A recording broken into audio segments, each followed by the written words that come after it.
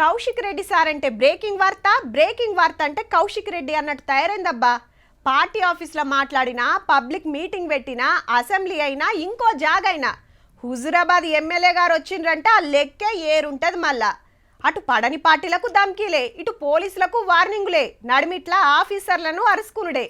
నియోజకవర్గంలో పతార ఎట్లా పెంచుకుంటుండో గాని రాజకీయంలో మాత్రం దినాం వార్తలకు వస్తాడుల్లా ఈ అలగిట్లా.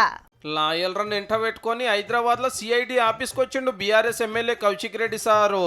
లోపల ఊకుండా పెట్టి గంటల కమానం క్వశ్చన్లు అడుగుడు, సారు ఆన్సర్లు చెప్పురు నడిచింది. ఇంత కేసు ఏందంటే వీనవంక మేడారం జాతర నాడు వీరంగమాన్య దాని మీద విచారణ.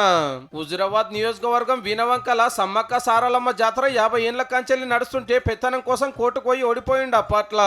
మొన్న దర్శనానికని ఇంటోళ్ళు కార్యకర్తలు బల్గాన్ని అంతేసుకొని పోతుంటే అందరు వస్తే లొల్లయ్యే డేంజర్ ఉంది, మీ ఇంటోళ్ళే ఓన్ అన్నందుకు రోడ్డు మీద కూకున్నాడు గిట్లా.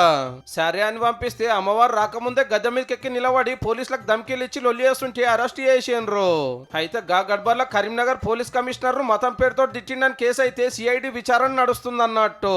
నేను మత మార్పిడి చేస్తున్నా ఆ సిపిఐ నేను అన్నా అని అన్నారు. నేను ఆ లెటర్ సబ్మిట్ చేసిన, నేను సవాల్ విసురుతా ఉన్నా.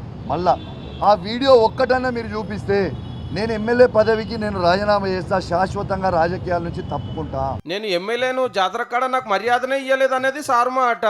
మొన్న అసెంబ్లీలో కూడా తుపాకీ చూపించినట్టు సైకిల్ చేస్తే అదొక లొల్లి అయ్యింది కదా. ఎస్, బరాబర్ చెప్తున్నా. ఈ ప్రజల పక్షాన నిలబడడానికి అసెంబ్లీ నక్సలైట్ బరాబర్ అయితా. అదేందో గానీ బీఆర్ఎస్ లో ఇంతమంది లీడర్లు ఉన్నా కౌశిక్ రెడ్డి సార్ది అయితే ఎప్పుడో కొట్లాట ఉండనే ఉంటది పో.